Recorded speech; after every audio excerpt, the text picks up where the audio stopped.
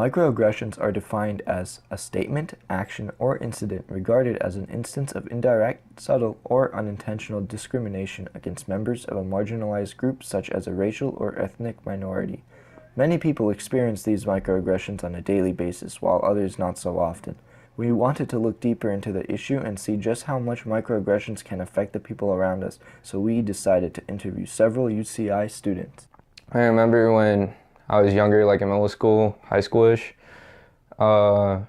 people, like when they heard my last name, they would say immediately, "Ew, what a Jew," things like that. And I don't know, it was kind of annoying. I got pretty offended by it. Other than that, when they hear that I'm half Chinese, they'll immediately ask me, "Oh, are you really good at math?" Or, "Can you speak Mandarin?" Things like that. Being Hispanic, I hear a lot of comments regarding athletic abilities. So some people would come to me and say like, "Oh, you're Hispanic, you can play soccer, right? I hear Hispanics are really good at that." Or as well as being tall.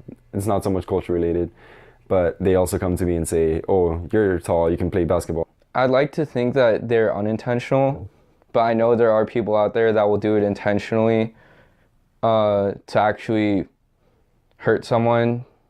But as far as I know, and as far as I hope, I'm really hoping that none of it was aggressive towards me. I personally didn't face any significant struggles based on the comments, but I do know that other people, if it's a microaggression that's not towards or that's not sports related, say it's related more towards race or more cultural stereotypes, they would definitely face a lot more difficulties in that sense. I mean, other than that, people would just assume that I'm Mexican just because I'm Hapa and I'm mixed. So they would say I look Mexican, and then they wouldn't even bat an eye. Like, they would just walk up to me too, and they would say that I look Mexican. But then I would tell them I'm not, and then other times it would just be me hanging out with my Asian friends, and then they said I didn't look Asian, so I can't be Asian. Like, I remember when I first started hanging out with more Asians in middle school, they asked what I was, and I told them Thai because my mom is from Thailand, so culturally I have a Thai background. But then immediately they pointed to their friend David, and they said, "If you don't look like him, you can't be Thai."